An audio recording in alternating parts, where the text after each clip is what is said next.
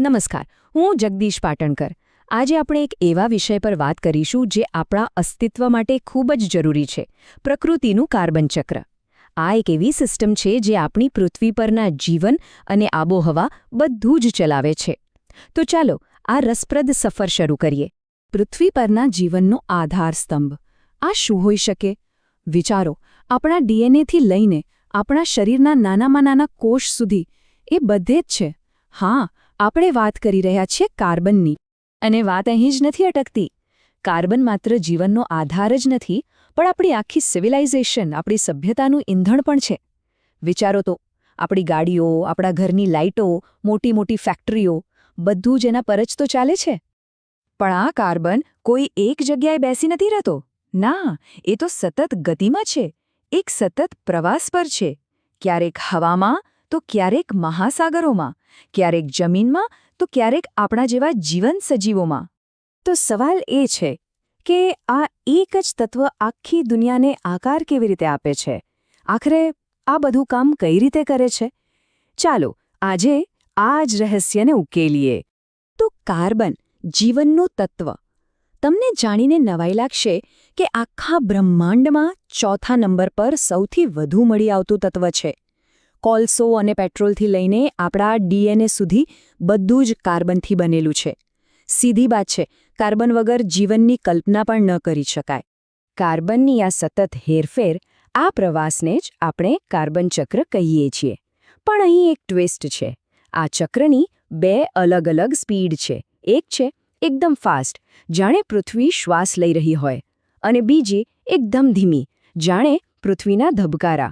અને આ બંને સ્પીડ વચ્ચેનું જે બેલેન્સ છે ને, એ જ આપણા ગ્રહને રહેવા જેવો બનાવે છે. તો સૌથી પહેલાં વાત કરીએ એ ફાસ્ટ સાયકલની, એટલે કે ગ્રહના ઝડપી શ્વાસની. આ એ ચક્ર છે જે જીવન સાથે ડાયરેક્ટલી જોડાયેલું છે. રોજ દરેક સિઝનમાં આ ચાલતું જ રહે છે. તો જુઓ, દરરોજ શું થાય છે? વનસ્પતિઓ એટલે કે ઝાડપાન એ સૂર્યપ્રકાશની મદદથી હવામાંથી કાર્બન ડાયોક્સાઇડ ખેંચી લે છે. આપણે સ્કૂલમાં ભણ્યા હતા ને, પ્રકાશ સંશ્લેષણ, બસ એ જ. એટલું જ નહીં, આપણા મહાસાગરો પણ સતત હવામાંથી કાર્બન લે છે અને પાછું આપે છે. આ એક વિશાળ લેવડ-દેવડ છે. ખરેખર એવું જ લાગે જાણે આખી પૃથ્વી શ્વાસ અંદર લઈ રહી છે અને બહાર છોડી રહી છે. આખી પ્રોસેસ એકદમ સિમ્પલ છે. સ્ટેપ 1, ઝાડપાન હવામાંથી કાર્બન લે છે. સ્ટેપ 2, પ્રાણીઓ એ ઝાડપાનને ખાય છે એટલે કાર્બન એમના શરીરમાં જાય છે. સ્ટેપ 3, આપણે બધા એટલે કે પ્રાણીઓ અને વનસ્પતિઓ જ્યારે શ્વાસ બહાર કાઢીએ છીએ ત્યારે કાર્બન પાછો હવામાં જાય છે. અને છેલ્લે જ્યારે કોઈ જીવ મૃત્યુ પામે ત્યારે વિઘટન થઈને એ કાર્બન પાછો જમીન અને વાતાવરણમાં ભળી જાય છે. બસ આટલું જ. એકદમ ઝડપી સાયકલ. ઓકે, તો આ તો થઈ ફાસ્ટ સાયકલની વાત. હવે ચાલો ગિયર બદલીએ અને જઈએ એકદમ સ્લો લેનમાં. આ છે પૃથ્વીની ધીમી ગતિ, જેને આપણે ભૂસ્તર શાસ્ત્રીય ચક્ર કહીએ છીએ. અહીં કાર્બનનો પ્રવાસ દિવસો કે મહિનાઓમાં નહીં, પણ 10થી 20 કરોડ વર્ષોમાં મપાય છે. હા, લાખો કરોડો વર્ષો. તો આટલા લાંબા સમય સુધી કાર્બન ક્યાં હોય છે? વેલ, એ પૃથ્વીના પેટાળમાં મોટા મોટા ખડકો અને અશ્મિભૂત ઈંધણના ભંડારમાં લાખો વર્ષો સુધી જાણે કેદ થઈ જાય છે.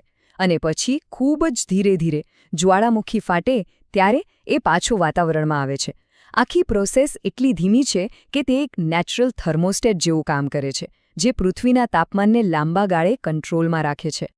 હજારો લાખો વર્ષોથી આ ફાસ્ટ અને સ્લો સાયકલ વચ્ચે એકદમ પરફેક્ટ બેલેન્સ હતું. બધું બરાબર ચાલી રહ્યું હતું. પણ પછી વાર્તામાં એક નવો વળાંક આવ્યો. એક નવો ખેલાડી મેદાનમાં ઉતર્યો, જેણે આખું સમીકરણ જ બદલી નાખ્યું. અને એ ખેલાડી એટલે આપણે, મનુષ્યો. આપણે શું કરી રહ્યા છીએ? આપણે એ કાર્બનને, જેને જમીનમાં દફન થતાં લાખો વર્ષો લાગ્યા હતા, તેને આપણે ખોદીને બહાર કાઢી રહ્યા છીએ. કોલસો, પેટ્રોલ, ગેસ એ બધું બાળીને માત્ર 200-300 વર્ષમાં જ વાતાવરણમાં પાછું ફેંકી રહ્યા છીએ. સીધા શબ્દોમાં કહીએ તો આપણે સ્લો સાયકલને શોર્ટકટ મારી સીધો જ ફાસ્ટ સાયકલમાં ઠાલવી રહ્યા છીએ. જરા આ આંકડા પર નજર નાખો તો તમને આખી વાત સમજાઈ જશે. કુદરતી રીતે જ્વાળામુખી દર વર્ષે કેટલો કાર્બન ડાયોક્સાઇડ બહાર કાઢે છે? લગભગ 13થી 38 કરોડ મેટ્રિક ટન, બરાબર? હવે એની સામે આપણે, મનુષ્યો, કેટલો બહાર કાઢીએ છીએ? લગભગ 30 અબજ મેટ્રિક ટન દર વર્ષે. આ કુદરતી પ્રોસેસ કરતાં 100 ગણાથી પણ વધારે છે. આ કોઈ નાનો સૂનો ફેરફાર નથી. અને આ બધું આવે છે ક્યાંથી? આપણી આસપાસ જ છે. મોટા મોટા પાવર પ્લાન્ટ્સ, ધુમાડા ઓકતી ફેક્ટરીઓ અને રસ્તા પર દોડતી ગાડીઓ. આ બધું જ એ લાખો વર્ષ જૂના કાર્બનને પળવારમાં હવામાં પાછો મોકલી રહ્યું છે. તો સવાલ એ છે કે આટલો બધો વધારાનો કાર્બન જાય છે ક્યાં? અને એની અસર શું થઈ રહી છે? વૈજ્ઞાનિકો પાસે આ અસંતુલનના એકદમ પાક્કા પુરાવા છે. આ જે ગ્રાફ છે એને કિલિંગ કર્વ કહેવાય છે. આ 1958થી સતત હવામાં કાર્બન ડાયોક્સાઇડનું પ્રમાણ માપી રહ્યો છે. તમે જે આ ઝીણી ઉપર નીચેની લાઈનો જુઓ છો એ તો પૃથ્વીનો શ્વાસ છે, ઋતુ પ્રમાણે થતો ફેરફાર. પણ જે સીધી ઉપર જતી લાઈન છે ને એ સ્પષ્ટપણે બતાવે છે કે માનવ પ્રવૃત્તિઓને કારણે કાર્બનનું પ્રમાણ કેટલું વધી રહ્યું છે. તો આ વધારાનો CO2 જાય છે ક્યાં? રસપ્રદ વાત એ છે કે એમાંથી અડધાથી વધુ, લગભગ 55%, તો જમીન અને મહાસાગરો શોષી લે છે.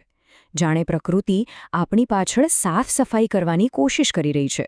પણ બાકીનો 45% એ ક્યાંય નથી જતો. એ સીધો વાતાવરણમાં જ રહે છે અને ધીરે ધીરે આપણા ગ્રહને ગરમ કરી રહ્યો છે. આ બધી વાતો આપણને એક બહુ મોટા અને ગંભીર સત્ય પર લાવીને ઊભા રાખે છે કે હવે આપણે, માનવજાત, આ ગ્રહના કાર્બન ચક્રમાં એક નાનો સૂનો હિસ્સો નથી, પણ એક બહુ જ શક્તિશાળી પરિબળ બની ગયા છીએ. નાસાના શબ્દોમાં કહીએ તો આપણે કાર્બન ચક્રનો એક ભાગ છીએ અને એટલે જ આપણે કેવી રીતે જીવીએ છીએ, આપણા એ નિર્ણયોની અસર આખા ચક્ર પર પડે છે. આ વાત પર જરા વિચારવા જેવું છે. આપણા નાનામાં નાના નિર્ણયોની અસર પણ આટલી મોટી સિસ્ટમ પર થાય છે. પણ આ બધું જાણવાનો અર્થ નિરાશ થવાનો નથી, બિલકુલ નહીં. આ જ્ઞાન આપણને શક્તિ આપે છે. જ્યારે આપણે સમજીએ છીએ કે આ ચક્ર કેવી રીતે કામ કરે છે, ત્યારે જ આપણે આપણી આસપાસ થઈ રહેલા ફેરફારોને સમજી શકીએ છીએ અને ભવિષ્ય માટે વધુ સારા નિર્ણયો લઈ શકીએ છીએ. જો તમને આ માહિતી રસપ્રદ અને ઉપયોગી લાગી હોય તો આ વિશ્લેષણને લાઇક કરો, શેર કરો અને તમારા વિચારો અમને કોમેન્ટમાં જરૂર જણાવો. આવા જ બીજા વિષયોને સરળ ભાષામાં સમજવા માટે અમારી ચેનલ ધ સિલેબસને સબસ્ક્રાઇબ કરવાનું ભૂલતા નહીં. આભાર.